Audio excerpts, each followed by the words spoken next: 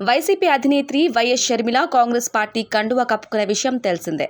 అయితే తెలంగాణతో పాటుగా ఆంధ్రప్రదేశ్లో కూడా కాంగ్రెస్ జెండాను ఎగురవేయాలని యోచిస్తున్నట్లు తెలుస్తోంది. మొదట తెలంగాణలో షర్మిల ఎంత ప్రయత్నించినా ఆమె పట్ల విశ్వసనీయత ప్రశ్నార్థకరంగానే మిగిలింది. అయితే ఆమె బీజేపీకో బీఆర్ఎస్కో అనుకూలంగానో లేదా ఏదో వ్యూహంలో భాగంగానే పార్టీ పెట్టారని చాలామంది అన్నారు. మొదట్లో కాంగ్రెస్ను విమర్శించి తన అన్నలాగే వైఎస్ఆర్సీపీ కూడా కాంగ్రెస్ వ్యతిరేక శక్తి అన్న భావన కలిగించారు షర్మిల. అయితే ఇప్పుడు కాంగ్రెస్తో చేతులు కలపటంతో ఏపీలోని వైసీపీ పార్టీకి షాక్ తగిలింది. ఈ నేపథ్యంలోనే ఏపీలో షర్మిల ప్రభావం ఎలా ఉంటుందనే విషయంతో సంబంధం లేకుండా ఆమె రాకను జగన్ వ్యతిరేకులు, టీడీపీ అనుకూల వర్గాలు ఈ విషయాన్ని తమకు అనుకూలంగా మార్చుకునే విధంగా వ్యూహాలు రచిస్తున్నారు. ఈ నేపథ్యంలోనే కాంగ్రెస్ పార్టీ చీల్చబోయే ఓట్ల వల్ల ప్రతిపక్షాలకే నష్టమనే వాదన వినిపిస్తోంది. షర్మిల కాంగ్రెస్లోకి రావటంతో వైఎస్ఆర్సీపీ శ్రేణులను ఆలోచనలో పడేశాయి. టీడీపీ వర్గాలకు ఈ పరిణామం కొంత ఉత్సాహాన్ని అందించింది. ఎన్నికల ముందు పొత్తుల విషయం ఎలా ఉంటుందనే విషయంపై అప్పుడే స్పష్టంగా అంచనా వేయలేం.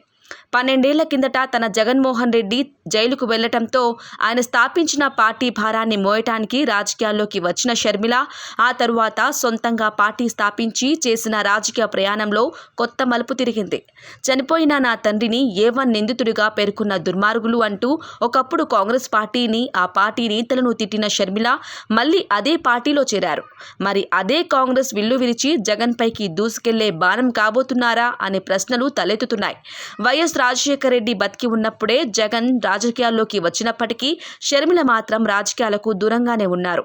అయితే ఆర్థిక అవకతవకలకు సంబంధించిన కేసులో వైఎస్ జగన్ జైలుకు వెళ్లాల్సి వచ్చినప్పుడు ఆయన స్థాపించిన వైఎస్ఆర్ కాంగ్రెస్ జనంలోకి తీసుకెళ్లే బాధ్యతను షర్మిల తీసుకున్నారు.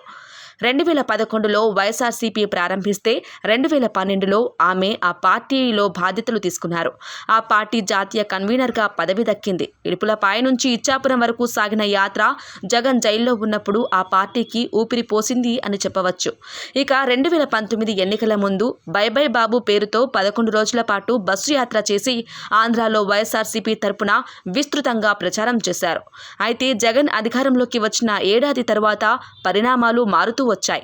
అన్నా చెల్లెల మధ్య ఏం జరిగింది అన్నది ఇప్పటికీ స్పష్టంగా తెలియకున్నా జగన్ షర్మిల మధ్య తీవ్ర విభేదాలు ఏర్పడాయనే విషయం తెలుస్తోంది. 2021 ఏప్రిల్ 9వ తేదీన షర్మిల తెలంగాణలో కొత్త పార్టీని స్థాపిస్తున్నట్లు షర్మిల ప్రకటించారు. అదే ఏడాది అంటే 2021 జూలై 8వ తేదీన వైఎస్ రాజశేఖర రెడ్డి పుట్టినరోజు సందర్భంగా ఖమ్మం వేదికగా పార్టీని ప్రారంభించారు షర్మిల. ప్రారంభించిన మొదటి రోజు నుంచే తెలంగాణలో బీఆర్ఎస్ ప్రభుత్వంపై విరుచుకుపడ్డారు.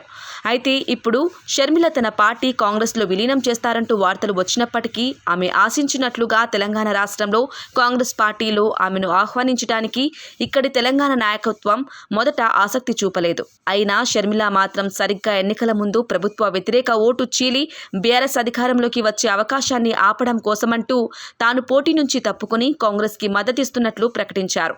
తాను పోటీ చేయాలనుకున్న ఖమ్మం పాలేరులో కూడా తన కుటుంబానికే చెందిన పొంగులేటి శ్రీనివాసరెడ్డికి మద్దతిస్తున్నట్లు తెలిపారు.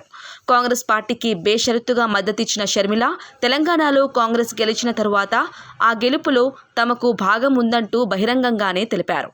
అయితే తెలంగాణలో షర్మిల 2 ఏళ్ల కష్టపడ్డా కనిపించని మద్దతు ఆంధ్రాలో షర్మిల కాంగ్రెస్లోకి వస్తుందనగానే కనిపించింది. ప్రస్తుతం మంగళగిరి ఎమ్మెల్యే ఆళ్ల రామకృష్ణారెడ్డి తాను షర్మిలతో కలిసి పనిచేస్తానని బహిరంగంగా ప్రకటించారు.